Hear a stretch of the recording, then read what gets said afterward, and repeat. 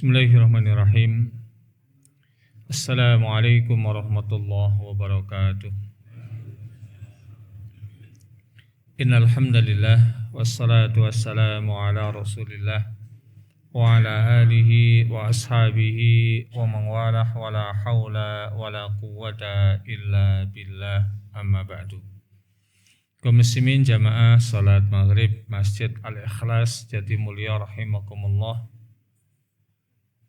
Wa'azani Allahu wa iyyakum jami'an. Alhamdulillah, sore hari ini insyaallah kita kembali akan melanjutkan membacakan dan mengkaji hadis-hadis yang berbicara masalah hati yang tertuang di dalam kitab Al-Arba'una Qalbiyah yang disusun oleh Syekh Shalih Al-Munajjid hafizahullahu ta'ala, yang kita sampai pada hadis yang ke-38 yang kemarin sudah kita mulai, yaitu hadis yang menceritakan bahwa setiap hati itu pasti memiliki mendung, memiliki sesuatu yang terkadang akan menghalang-halangi dirinya, menghalang-halangi hati tersebut dari berbagai macam kebaikan.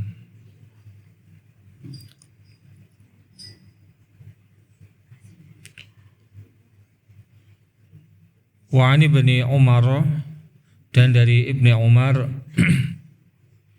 annahu kana idza arada ay yata'ahada qalbah ya'til kharibata. Bahwasanya Ibnu Umar radhiyallahu taala anha, setiap kali beliau ingin menjaga dan memperhatikan, mengecek kondisi hatinya, maka beliau akan mendatangi rumah yang sudah runtuh, rumah yang sudah berantakan, yang sudah mulai memprotoli kalau di dalam bahasa Jawanya. Maka fayaqifu ala babiha, beliau akan berdiri di pintu rumah tersebut. Fayunadi bisautin khazinin, maka beliau kemudian akan memanggil-manggil dengan suara rintihan orang yang sedih. Fayaqul, dan beliau akan mengatakan, aina ahluki, di manakah pemilikmu wahai rumah yang sudah rontok, rumah yang sudah mulai berantakan, sudah mulai runtuh bagian-bagiannya. Kemudian beliau summa yarji'u ila nafsihi fayaqul, beliau kemudian akan mengembalikan ungkapan itu kepada dirinya seraya berkata, kullu syai'in halikun illa wajhahu, segala sesuatu yang ada ini akan binasa kecuali wajah Allah Subhanahu wa ta'ala. Ini sebagaimana yang disampaikan oleh Ibnu Katsir di dalam kitab tafsirnya. Beliau ingin mengingatkan dirinya bahwa dirinya juga suatu saat akan rontok, akan runtuh, akan berantakan fisiknya sebagaimana rumah yang dia lihat tersebut. Untuk apa? Ya untuk kemudian mengingatkan dirinya agar bisa berbekal untuk menghadapi runtuhnya, rontoknya jiwanya, rontoknya fisiknya sebagaimana rontoknya rumah tersebut. Warawahu Ibnul Mubarak fi Zuhd. Ibnul Mubarak salah seorang ulama ahli fikih, salah seorang ulama ahli tafsir, dan juga seorang ulama yang dikenal sebagai seorang mujahid. dan juga seorang ulama yang memiliki kelembutan hati. Beliau berbicara tentang zuhud, ya, tentang zuhud. An Mujahid, dari Mujahid.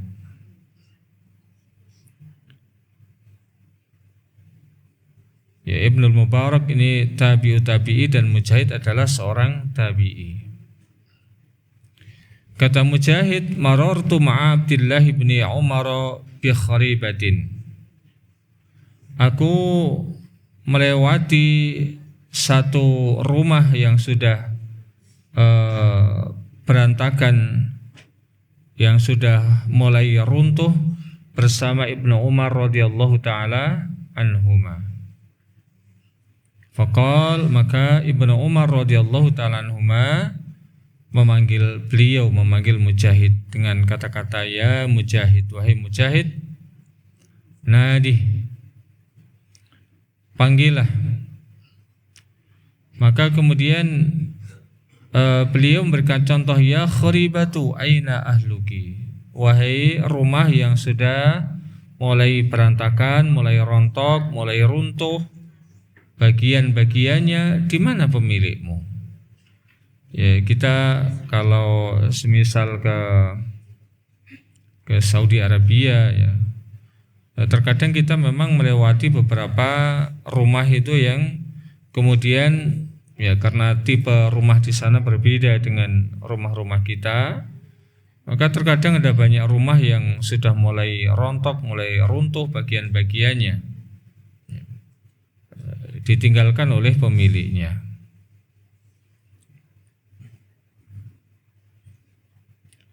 Au ma fa'ala ahluki, atau apa yang diperbuat, dilakukan oleh pemilikmu. Qal fanadaitu, maka Mujahid kemudian mengatakan, aku pun memanggilnya sebagaimana yang dilakukan oleh Ibnu Umar radhiyallahu taala anhuma. Faqala Ibnu Umar, maka kemudian Ibnu Umar radhiyallahu taala anhuma menjawab panggilan, seruan yang dilakukan oleh Mujahid tadi dengan mengatakan, zahabu, pemiliknya telah pergi, wa baqiyat a'maluhum, akan tetapi yang masih tetap tersisa adalah perbuatannya, itu bekas perbuatannya, apa yang pernah dilakukannya yang berupa membuat rumah tersebut. Ini tertuang di dalam kitab Zuhud dan sanadnya sahih. Maka di dalam asar ini beliau penulis ingin mengingatkan kita, sekuat apapun fisik kita, sehebat apapun kekuatan fisik kita, seatletis apapun fisik kita, suatu saat fisik kita akan hancur, akan remuk, dimakan oleh tanah. Maka yang tersisa, yang akan tetap bernilai adalah apa yang kita lakukan pada saat, apa yang dilakukan oleh fisik kita pada saat kita hidup di dunia. Maka meskipun kemudian fisik kita telah remuk, telah hancur, dimakan oleh cacing, dimakan oleh tanah, namun tatkala hidup kita di dunia, fisik kita melakukan berbagai macam amal-amal kebajikan, melakukan amal-amal soleh, maka itu akan tetap abadi, dipelihara, dijaga oleh Allah Subhanahu wa ta'ala. Kemudian Ibnu Hibban rahimahullah ta'ala mengatakan, al-wajibu 'alal 'aqil alla yansa ta'ahuda qalbihi, merupakan sebuah kewajiban bagi orang yang berakal sehat untuk tidak melupakan menjaga hatinya, ya, untuk tidak melupakan menjaga hatinya. Bagaimana bentuk penjagaannya? Bitarki wurudis sabab alladhi yurithul qasawata lahu alaihi, yaitu dengan meninggalkan berbagai macam sebab yang akan mewariskan, yang akan memberikan dampak kerasnya hati bagi dirinya, ya, yang akan mewariskan ataupun meninggalkan dampak kerasnya hati bagi dirinya ataupun atas dirinya. Dan begitu banyak perkara-perkara yang telah kita sampaikan di muka yang akan menjadikan sebab hati kita menjadi hati yang keras. Yaitu intinya tatkala kita melakukan berbagai macam kemaksiatan dan kita tidak bertaubat kepada Allah, maka hati kita lama-lama akan terkena noktah hitam, dan lama-lama hati kita akan menjadi hati yang hitam dan akan menjadi hati yang keras. Li'anna bisalahil malik tasluhul junud, karena dengan baiknya sang raja ataupun pemimpin itulah maka anggotanya, para prajuritnya juga akan menjadi baik. Wa bi fasadihi tafsadu al-junudul, sebaliknya ketika sang pemimpin, sang raja dia rusak, maka akan rusak pula bala tentaranya ataupun prajuritnya ataupun masyarakatnya. Maka kita pun sudah sering mendengar bahasanya hati itu ibarat komandan, ibarat pemimpin bagi seluruh anggota badan. Maka anggota badan akan menjadi anggota badan yang baik ketika pimpinannya baik. Sebaliknya anggota badan akan menjadi anggota badan yang rusak ketika pimpinannya itu hatinya rusak.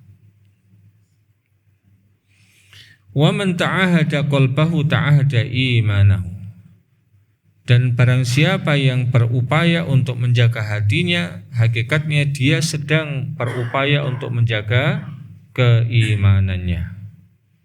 Wa huwa min fikil abdi, dan seseorang yang mampu menjaga hatinya berarti dia adalah menunjukkan seorang hamba yang memiliki kepahaman terhadap agamanya.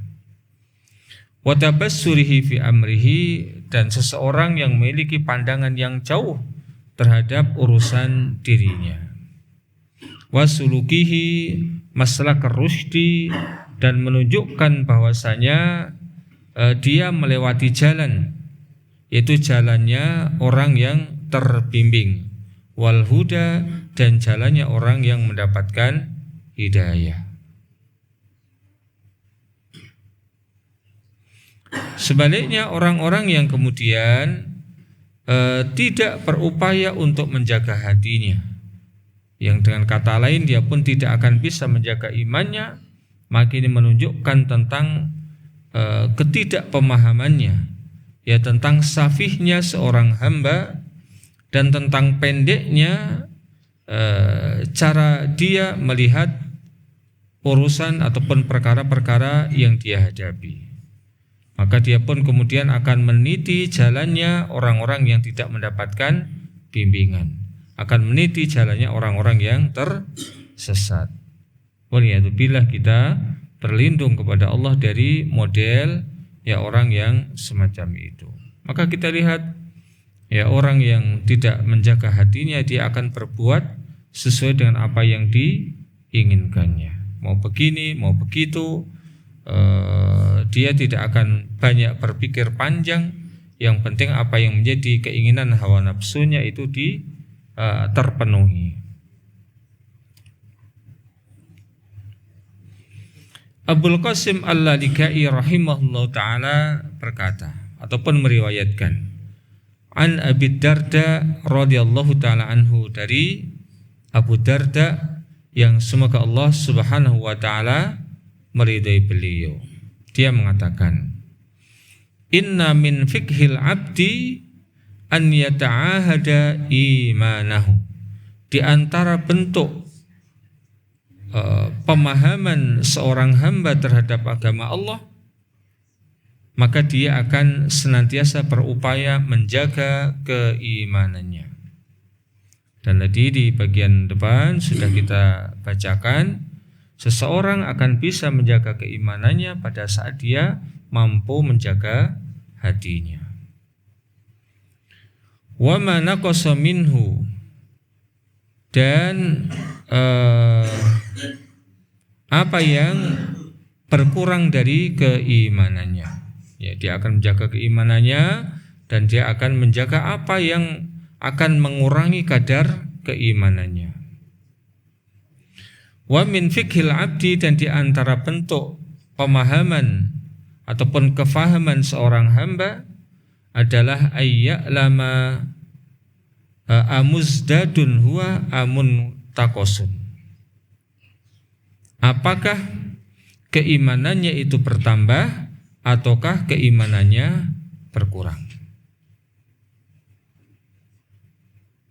Maka kata Al-Lalikai, di antara bentuk seorang itu faham terhadap agama ataukah tidak, maka dia akan menjadi orang yang peka. Apakah keimanannya itu sedang naik ataukah keimanannya sedang turun? Iman naik itu karena ketaatan dan iman turun itu karena kemaksiatan. Wa inna min fiqhir rajuli, dan di antara bentuk pemahamannya seorang terhadap agama adalah ayya'lama nazaghati syaitan anna ta'ti. Dia akan mengetahui dari manakah gangguan syaitan, dari manakah penyimpangan yang ditawarkan oleh syaitan itu datang kepada dirinya. Ya, dan tentu kita sekarang dihadapkan pada situasi dan kondisi yang mana penawaran-penawaran penyesatan yang dilakukan oleh syaitan itu begitu banyak. Ya, di satu sisi dengan Allah mudahkan kita mengakses berbagai macam informasi dengan gadget kita, dengan media sosial kita. Namun di sisi yang lain, syaitan pun akan menawarkan kepada kita begitu banyak perkara-perkara yang akan menjadikan sebab kita menyimpang sehingga berkuranglah keimanan kita.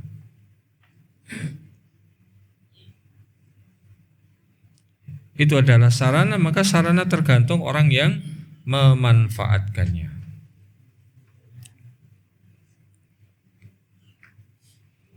Nah, ketika kita melihat situasi dan kondisi yang semacam itu, kita akan diuji, peka ataukah tidak hati kita. Ya, peka ataukah tidak hati kita. Sehingga tatkala hati kita tidak peka, maka kita tidak akan mengetahui bentuk-bentuk penyimpangan yang ditawarkan oleh syaitan. Kita pun tidak tahu dari sisi mana, dari arah mana penyimpangan yang ditawarkan oleh syaitan itu akan datang. Namun ketika kita kemudian menjadi seorang yang paham terhadap urusan kita, paham terhadap agama kita, maka kita akan kemudian mengetahui ya pintu-pintu penyimpangan yang ditawarkan oleh syaitan. Ya, sebagaimana hal ini disabdakan oleh Rasulullah sallallahu alaihi wasallam ketika beliau menafsirkan firman Allah, wa anna hadza sirati mustaqiman fattabi'uhu wa la tattabi'us subula fatafarraqu bikum an sabilihi dzalikum wassaqum bihi la'allakum tattaqun. Ini adalah jalanku yang lurus. Ini adalah jalanku yang lurus. Maka ikutilah jalan yang lurus itu. Dan janganlah kalian ikuti jalan-jalan yang banyak, yang menyimpang, yang ada di samping jalan yang lurus itu. Maka ketika itu Rasulullah kemudian di hadapan para sahabatnya membuat dengan tangan kanannya jalan yang lurus. Kemudian beliau membuat jalan-jalan yang banyak di samping jalan yang lurus tadi, baik di kanannya ataukah di kirinya. Maka beliau kemudian mengatakan tidak ada satupun jalan ini melainkan di atasnya akan ada syaitan yang memanggil-manggilnya. Ke sini saja, lewat sini saja, lewat sini saja. Sehingga seakan-akan jalan-jalan yang ada di samping jalan yang lurus itu pendek. Kita akan segera meraih apa yang kita inginkan.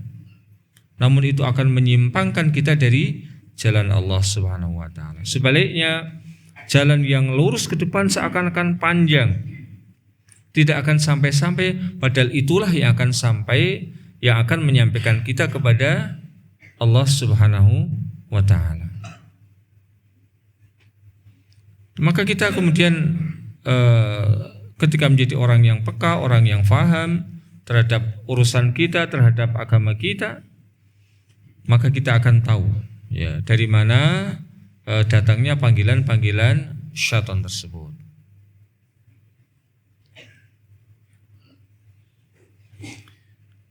Qala al-muallifu wa dalla al-haditsu ala anna lil ma'siyati dhulmatan taghshal qalbah.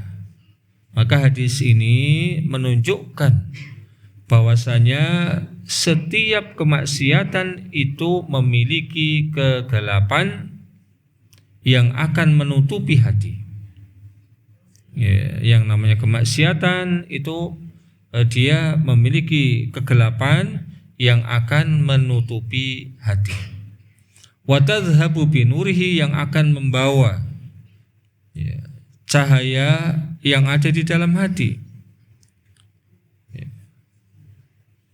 membawa sinarnya, ataupun dengan kata lain juga bisa dikatakan menutupi sinar yang ada di dalam hatinya. Maka fayudhlimu, dia akan menjadikan hati itu gelap. Inilah kemaksiatan. Waqad qala Ibnu Abbas radhiyallahu ta'ala anhuma, Ibnu Abbas radhiyallahu ta'ala anhuma mengatakan, inna lil hasanati lanuran fil qalbi. Sesungguhnya kebaikan-kebaikan itu memiliki cahaya di dalam hati. Dia akan memberikan cahaya di dalam hati. Wadiyaan fil wajhi, dan akan memberikan sinar di dalam wajahnya ataupun pada wajahnya. Jadi kebaikan itu akan memberikan cahaya di dalam hati dan menyinari wajah seseorang, menjadikan wajah seseorang itu bersinar. Wa quwatan fil badan, dan akan menjadikan badan itu kuat. Dan kuat yang didefinisikan di dalam agama bukanlah seseorang itu dikatakan kuat ketika dia bisa merobohkan lawannya di dalam gulat misalnya ataupun yang semacamnya. Akan tetapi kata Rasulullah, orang yang kuat adalah orang yang mampu menahan amarahnya pada saat dia marah. Orang yang kuat adalah orang yang mampu mendatangi berbagai macam bentuk-bentuk ketaatan kepada Allah Subhanahu wa taala. Ada panggilan untuk salat, maka dia pun berangkat. Ada panggilan untuk ngaji, maka dia pun berangkat. Inilah orang yang badannya kuat. Di malam hari ada panggilan untuk melakukan qiyamul lail, dia pun kemudian melakukan qiyamul lail. Dan kata lain, berbagai macam panggilan-panggilan untuk melakukan ketaatan, maka badannya kuat. Ya, badannya kuat.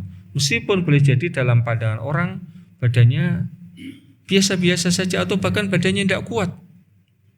Ya, dilihat fisiknya semata.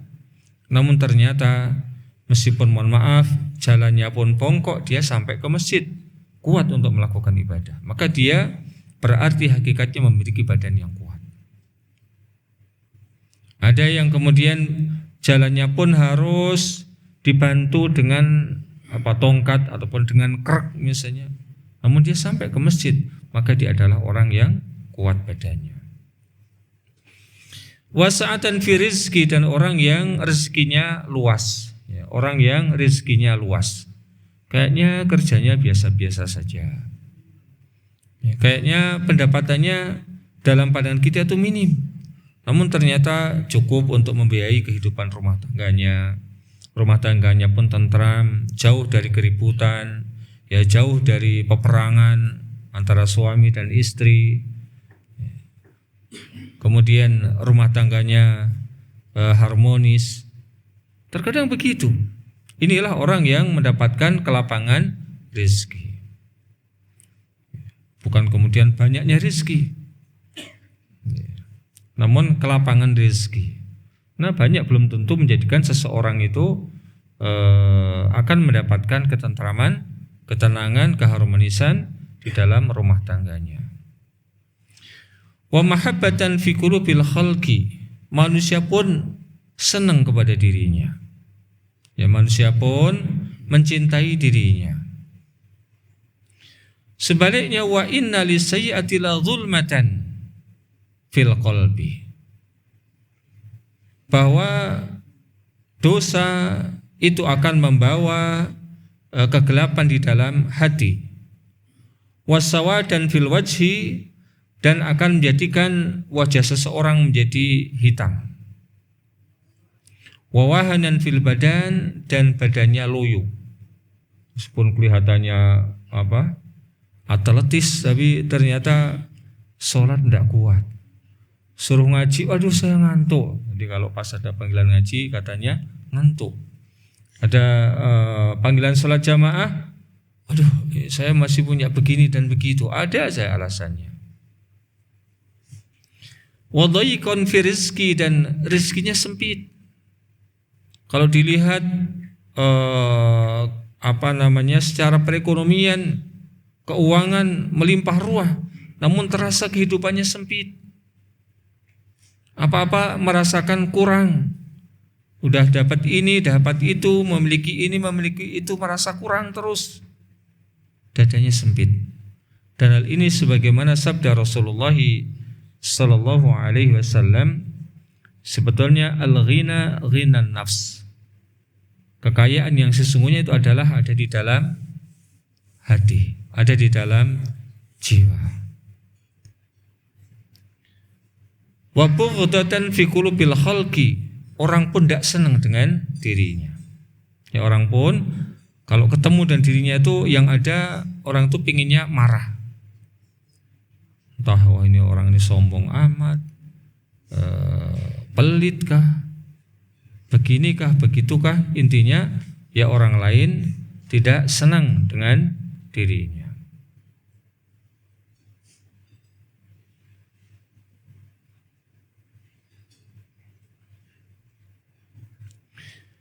Kemudian Al-Hasanul Basri, salah seorang tabi'i, mengatakan, inna lil hasanati sawaban fid dunya wa sawaban fil akhir. Sesungguhnya setiap kebaikan yang kita lakukan itu akan ada balasannya, baik di dunia ataupun di akhirat.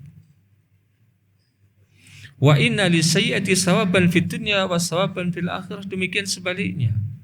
Setiap dosa yang kita lakukan itu juga akan ada dampaknya, akan ada balasannya di dunia dan di akhirat. Kata beliau, fasawabul hasanah fid dunya, bentuk daripada balasan kebaikan yang dilakukan oleh seseorang di dunia ini adalah al-basaru fid din, wan nuru fil qalbi, wal quwwatu fil badan, ma suhbatin hasanatin, wa sawabuha fil akhirah ridwanullahi azza wa jalla. Balasan yang akan didapatkan oleh seseorang yang melakukan berbagai macam kebaikan di dunia ini, maka dia akan diberikan pemahaman, akan diberikan pandangan yang luas dalam masalah agamanya. Hatinya akan disinari, badannya akan kuat, dia pun akan memiliki teman-teman yang juga baik. Ya, ini kata Rasulullah, bahasanya al-arwahu junudun mujannadah. Kama qala sallallahu alaihi wasallam. Yang namanya roh-roh itu dia akan berkumpul dengan yang semisal. Ya, dengan yang mirip-mirip, yang 11-12. Orang itu kalau baik ya dia ngumpulnya dengan orang-orang yang baik. Sebaliknya orang itu kalau yang yang tidak baik ya senang yang ngumpul dengan orang-orang yang tidak baik. Maka dia pun akan memiliki sahabat-sahabat yang baik. Dan adapun balasannya yang akan didapatkan di akhirat adalah berupa keridhaan Allah Subhanahu wa taala, berupa surganya.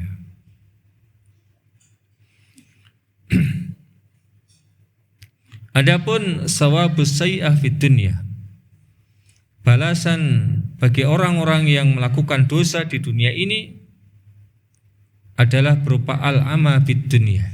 Dia laksana menjadi orang yang buta. Kan begitu ya, orang itu kalau kalau senangnya melakukan dosa, dia adalah pendosa, maka dia seperti orang yang buta, tidak tahu kebenaran.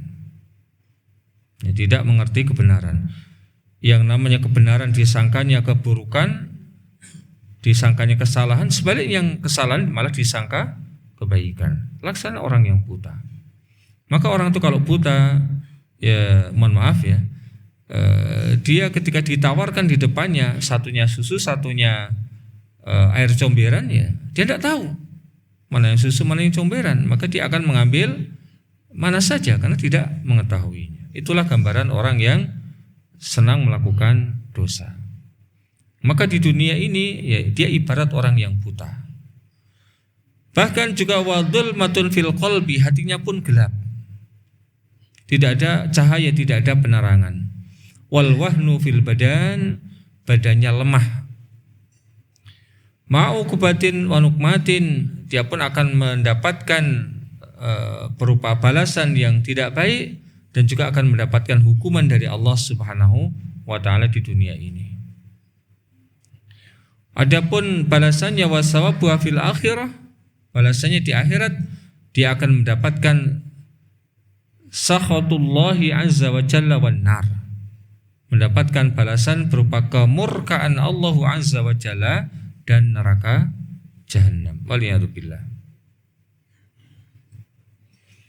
Syekhul Islam Ibnu Taimiyah rahimahullah taala mengatakan, al-zulmatu diddun nur. Kegelapan itu kebalikan daripada cahaya. Walihada aqaba dzikran nur wa a'malal mu'minina fiha bi amalil kufar. Oleh karena itu, ya Allah Subhanahu wa taala menyebutkan di belakang az-zikir itu dengan kata-kata nur. Dan menyebutkan amalan-amalan kebaikan yang dilakukan oleh orang-orang yang beriman padanya. Dengan amal-amal orang-orang kafir, wahlil bid'ah wad dhalal, dan orang-orang yang mengamalkan perkara-perkara yang tidak diajarkan di dalam agama dan perkara-perkara yang menyesatkan. Di dalam surat An-Nur ayat yang ke-39,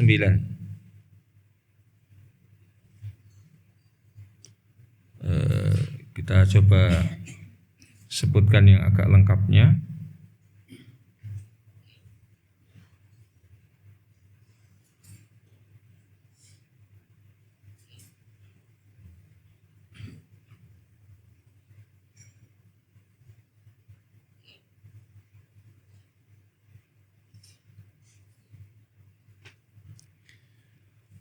Walladzina kafaru a'maluhum kasarabim biqi'ati yahsabuhu dham'anu ma'an hatta idza ja'ahu lam yajidhu syai'a wa wajadallaha 'indahu fawaffahu hisabahu wallahu sari'ul hisab. Dan orang-orang kafir, amal-amal mereka adalah laksana fata morgana di tanah yang datar yang disangka air oleh orang-orang yang dahaga. Tetapi bila didatanginya air itu, yang seperti air itu, dia tidak akan mendapatinya sesuatu apapun. Inilah gambaran amalan-amalan orang yang kufur kepada Allah Subhanahu wa taala. Maka amal-amalannya akan ludes semuanya. Amalan-amalannya tidak berharga di hadapan Allah Subhanahu wa taala dan tidak akan mendapatkan balasan dari sisi Allah Subhanahu wa taala berupa kebaikan. Meskipun mereka di dunia ini begitu yakinnya mereka adalah ahli surga. Ya. Satu di antara statement yang sering keluar dari lisan mereka dan bahkan sangat pede. Ya, saya sering ketemu dengan orang-orang sebelah itu, dengan pedenya mereka mengatakan, oh bapak saya sudah di surga, suami saya sudah di surga. Begitu yakinnya.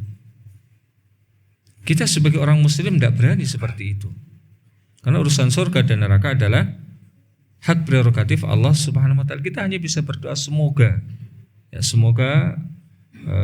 suami saya, ayah kita, ibu kita mendapatkan kehidupan yang nyaman di alam kubur misalnya.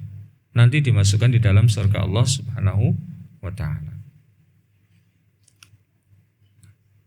Mereka menyangka itu adalah surga sebagaimana prasangka yang dimiliki oleh orang-orang yang mendatangi sesuatu tempat yang seakan-akan di situ ada air, tapi ternyata ketika sudah sampai tidak ada air. Dan didapatinya ketetapan Allah Subhanahu wa taala di sisinya. Lalu Allah memberikan kepadanya perhitungan amal-amal dengan cukup dan Allah adalah sangat cepat perhitungannya. Sampai pada firman Allah Subhanahu wa taala di ayat berikutnya, au kadzulumatin fil bahri lujiyyi yaghshahu mawjum min fawqihi mawjum min fawqihi sahab. Dzulumatun ba'duha fawqa ba'd idza akhraja yadahu lam yakad yaraha wa man lam yaj'alillahu lahu nura fama lahu min nur. Nah, ini di sini Allah Subhanahu wa taala setelah menyebutkan kegelapan bagi orang-orang yang melakukan penyimpangan dan menutup ayatnya, hakikatnya orang yang tidak akan mendapatkan kegelapan ataupun orang yang akan mendapatkan penerangan adalah orang yang mendapatkan nur dari Allah Subhanahu wa taala. Atau seperti gelap gulita di lautan yang dalam. Ya. Jenengan pernah nyilam ke air? Gelap no mboten? Semakin dalam akan semakin gelap. Yang diliputi oleh ombak, udah gelap diliputi oleh ombak. Jadi semakin kita tidak bisa melihat. Di atasnya lagi ada awan. Sudah gelap, di atasnya ada awan. Gelap gulita yang tindih bertindih. Apabila dia mengeluarkan tangannya, tiadalah dia dapat melihatnya. Tangannya dikeluarkan karena di situ ada ombak, di situ ada awan, maka tidak bisa melihat tangannya sendiri. Dan barang siapa yang tiada diberi cahaya petunjuk oleh Allah, tiadalah dia mempunyai cahaya sedikit pun. Inilah di antara ayat yang disampaikan oleh Ibnu Taimiyah rahimahullahu ta'ala, bahwa yang namanya kegelapan itu bertolak belakang dengan nur. Kezaliman itu bertolak belakang dengan cahaya dari Allah Subhanahu wa ta'ala.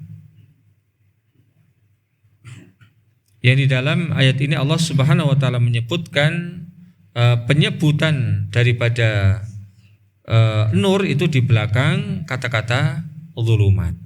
Ini menunjukkan saling bertolak belakangnya antara keduanya.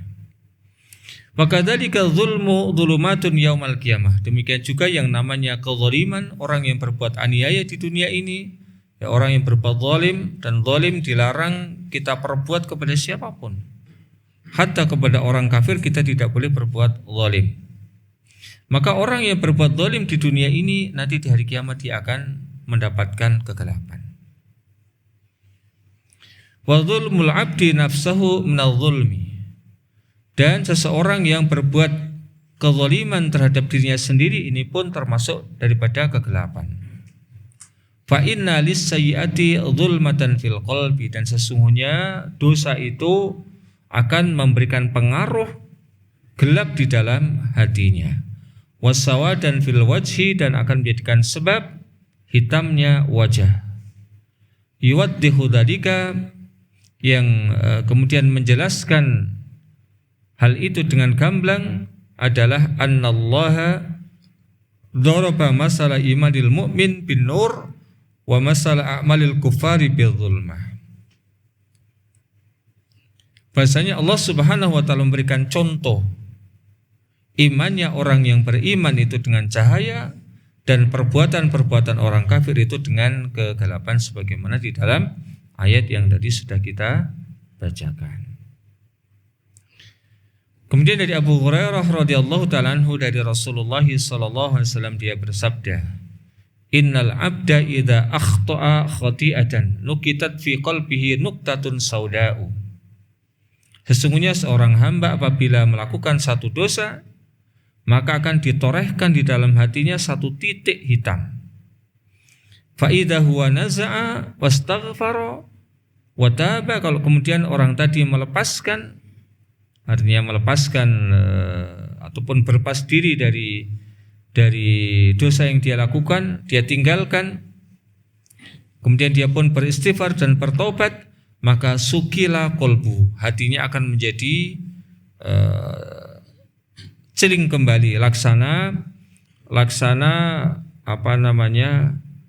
benda-benda seperti kaca, seperti emas yang kemudian dipoles, dia akan menjadi kinciling kembali.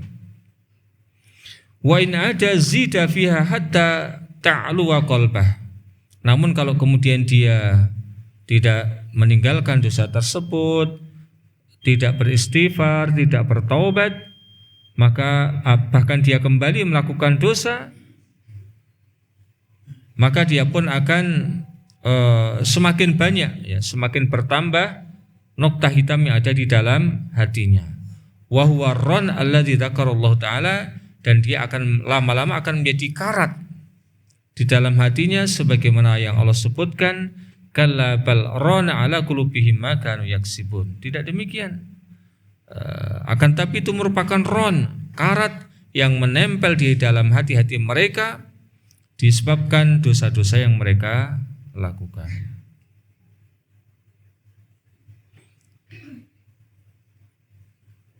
Baik, kita dengarkan adzan Isya terlebih dahulu. Wassallallahu wasallam ala nabiyana Muhammad wa ala alihi wasallam.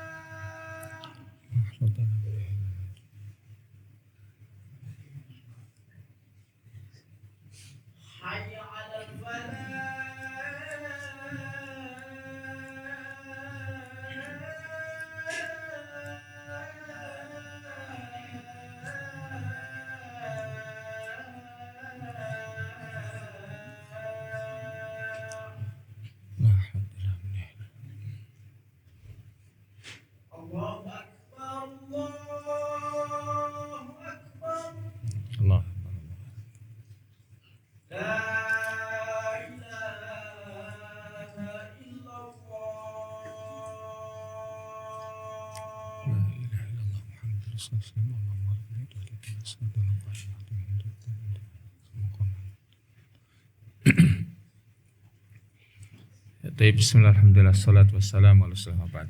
Kita sedikit ulang ya hadis yang terakhir dari Abu Hurairah radhiyallahu taala anhu dari Rasulullah SAW. Sesungguhnya seorang hamba apabila dia melakukan satu dosa, maka akan nukitat fi qalbihi nuktatun sauda, akan dituliskan ataupun akan ditorehkan di dalam hatinya itu satu titik hitam. Kalau kemudian dia meninggalkan dosa tersebut, dia berhenti dan kemudian dia beristighfar kepada Allah Subhanahu wa taala, wa taba, dan kemudian dia bertaubat. Dan taubat tergantung dari dosa yang dilakukan. Ya, kalau kemudian dosanya dosa yang besar, maka cara bertaubat adalah sebagaimana yang disebutkan oleh Al-Imam Nawawi di dalam hadis Riyadhus Shalihin. Maka dia menyesal, ya, kemudian meninggalkan dosa tersebut, berkomitmen untuk tidak mengulangi, dan kemudian dia menjalankan, melakukan setelahnya dengan amal-amalan yang soleh, dengan amalan-amalan yang baik. Nah, ketika seseorang kemudian sudah bertaubat dengan taubat yang sesungguhnya, maka sukila qalbuhu, hatinya akan menjadi celing kembali, akan menjadi bersinar kembali, akan menjadi cerah kembali, hatinya akan lega kembali, ya, hatinya akan kemudian riang kembali. Namun kalau kemudian wa in ada, dia kembali melakukan dosa tersebut, zida, akan ditambahkan ke dalam hati tadi nuktah, yaitu torehan ataupun titik hitam, hatta ta'alua qalbahu, hingga akan memenuhi hatinya. Dan kata lain, hati tadi akan menjadi hati yang hitam kelam. Nah, hati kalau sudah menjadi hati yang hitam kelam, maka la ya'rifu ma'rufan wa la yunkiru munkaran. Dia tidak akan menganggap yang ma'ruf itu adalah ma'ruf dan tidak akan mengingkari perkara yang mungkar. Ya, yang ma'ruf jadi jelek, yang jelek jadi ma'ruf. Ini orang yang hatinya sudah kelam, ya, hatinya sudah hitam kelam. Dan inilah yang disebut oleh Allah Subhanahu wa taala di dalam firman-Nya, itulah yang namanya ron, itulah yang namanya karat yang ada di dalam hati, yaitu bertumpuknya dosa demi dosa hingga kemudian memenuhi hatinya. Dan kalla bal rana ala qulubihim ma kanu yaksibun. Kenapa kemudian hati menjadi ron, penuh dengan karat? Karena bimakanu makanu yaksibun, karena perbuatan-perbuatan dosa yang dilakukannya. Demikian yang kita bacakan di sore hari ini. Masih tersisa beberapa alinea, insyaallah kita lanjut di waktu yang akan datang. Sallallahu alaihi wasallam ala nabiyana Muhammad wa ala alihi washabbihi wa akhiru da'wana alhamdulillahi rabbil alamin. Allahumma alimna bima yanfa'una wa anfa'na bima 'allamtana wa zidna ilma. Kita sudah dengan doa kafaratul majlis. Subhanakallahumma bihamdika asyhadu an la ilaha illa anta astaghfiruka wa atubu ilaik. Billahi taufiq wal hidayah. Assalamualaikum warahmatullahi wabarakatuh.